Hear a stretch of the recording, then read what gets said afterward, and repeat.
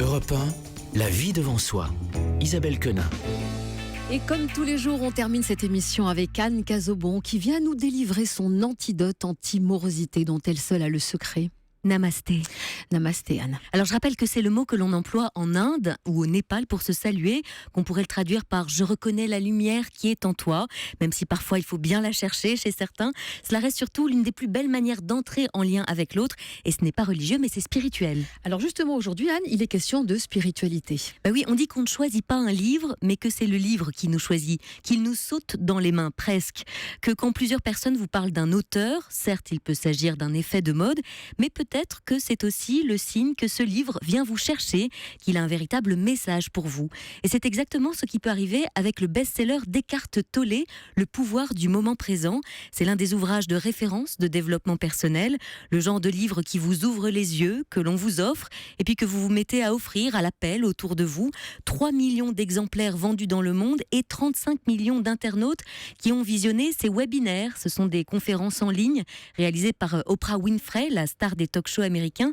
Eckhart Tolle est donc allemand. Jusqu'à l'âge de 30 ans, il a vécu dans un état presque permanent d'anxiété, ponctué de périodes de dépression suicidaire. Bref, il n'arrivait plus vraiment à vivre avec lui-même, comme ça peut arriver souvent d'ailleurs à des gens très bien. Une nuit, il a ressenti comme une épiphanie qu'il a laissée avec une question sans réponse.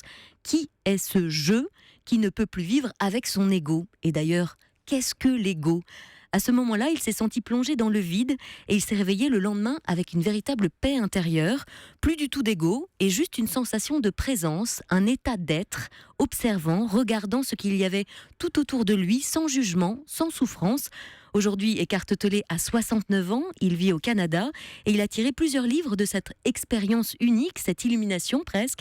Il est devenu enseignant spirituel et est considéré comme l'un des papes du développement personnel. Et il était à Paris au Grand Rex pour la première fois ce week-end. Anne, et vous étiez au premier rang. Au premier rang devant 3000 personnes, samedi soir donc, Eckhart Tolle était venu développer son propos et nous titiller un peu, il faut dire ce qui est, appuyer juste là où ça fait mal, en nous parlant de notre ego bien sûr, qui grandit de plus en plus au fur et à mesure que l'on se plaint, que l'on dit du mal de l'autre, parce que lorsque l'on se plaint du collègue névrosé, et parfois on a l'embarras du choix, on ne fait que nourrir son ego en se sentant supérieur.